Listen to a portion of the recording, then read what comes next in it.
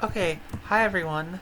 This is my base tour for my base in GregTech Modern.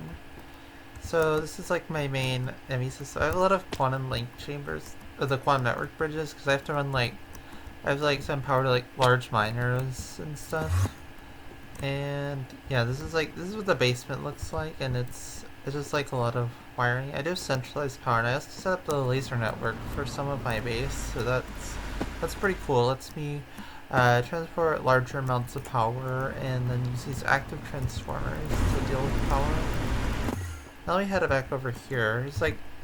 There's our general auto crafting areas. We have like these are just random machines I can use. There's like most yeah, random on-demand machines. Most of my machines are on-demand multi-blocks, and they're generally pretty powerful. And some of them are pretty well upgraded to run at like ZPM or UV. And here's my main clean room. I have a bunch more multi-blocks here. Now, the thing with the clean room is that when I end up breaking it to like swap out the hatches, it takes a while to re-clean, which is pretty annoying, but it's just something I have to deal with. Anyway, these are pretty powerful machines. Now let's see. We have like a lot of random automation. Like for chlorine, how much do we even have?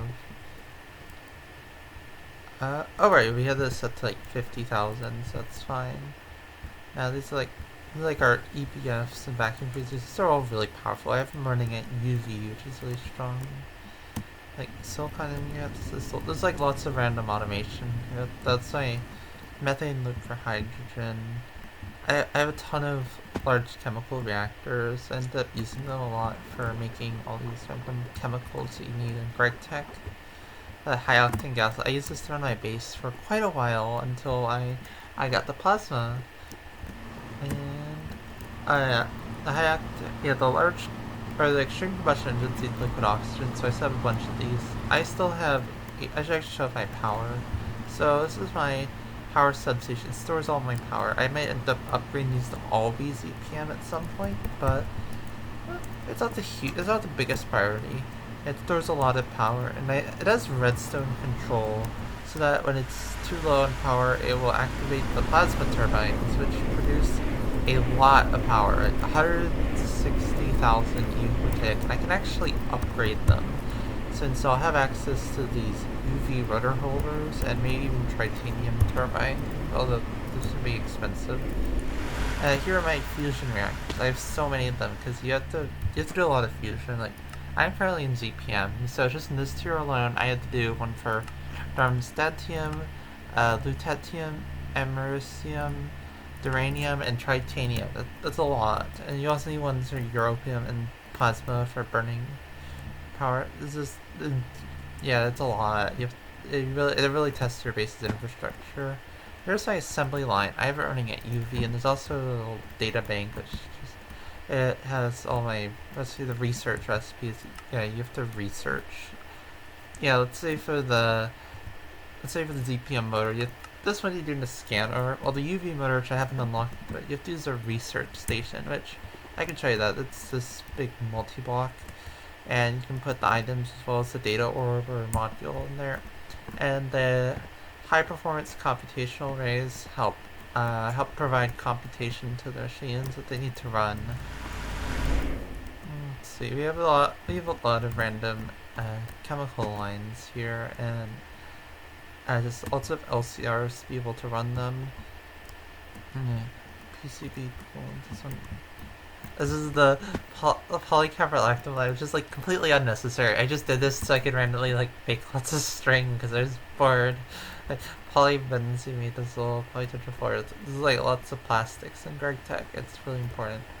These are some of my passive EPFs. I don't have that many of them because you just don't really need that much in this particular pack. It's not like Money Factory or something. Here's my setup for engraved crystal. Or no, it's for raw crystal chips. The way this works is that you end up making your first one. I added functional storage because storage drawers wasn't working well for me. Basically, you make your first one using this type of recipe, which is a chance product really bad, and then you can dupe it by forge hammering it and then putting it in autoclave. It's a really slow recipe, so I have this big multi-block and it's still pretty slow.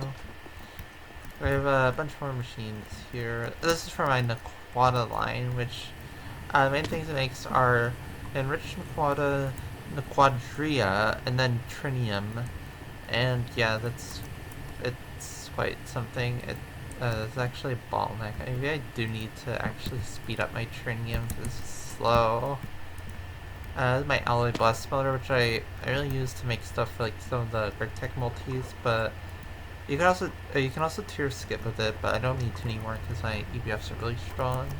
Here's like platinum line. Let's see, process platinum grip sludge into different products such as, let's see, ruthenium, rhodium, osmium, and iridium are kind of the main ones you really need from that. I have like a lot of other random lines and processes like biochar. So this has to be a bottleneck. I really need to speed up some of this stuff. The biomass. This is the indium line. I have this radon set, but I don't really use it anymore because I can get it from Ender Air now. And here's like ore processing. I use lots of multi-blocks for this, and actually some of them can parallel up to 64 times.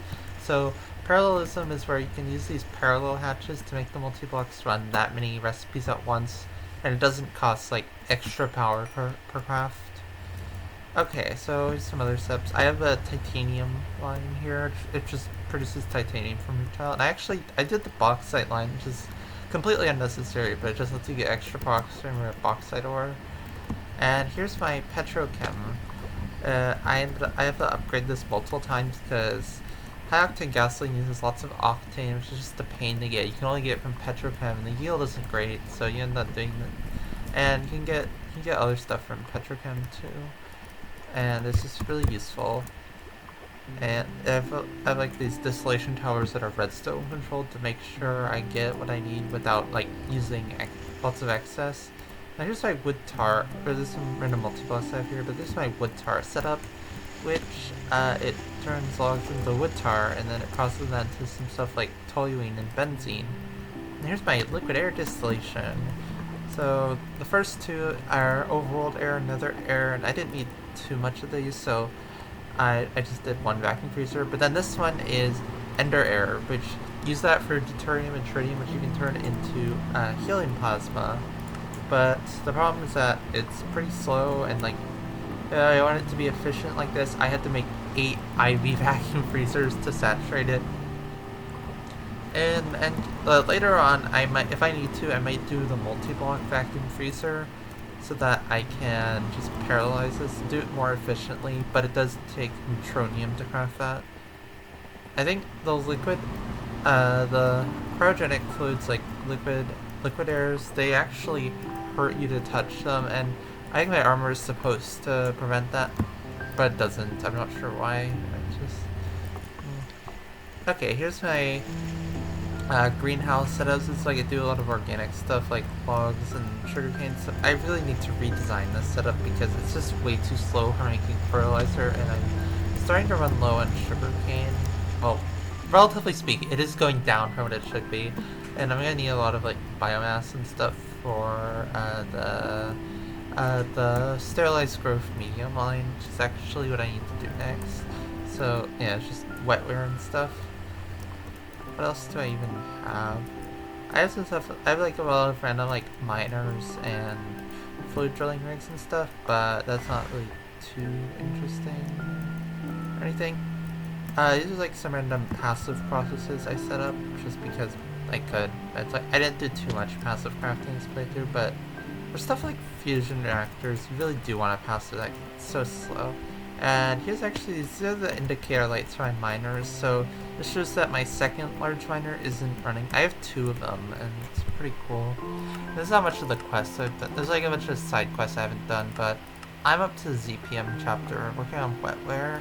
Once I have that, that's when I would really get into the ultimate voltage chapter, which is the final chapter of the mod pack, and that's gonna be cool. Either way, that should be pretty much everything I wanted to mention, so, okay. Bye.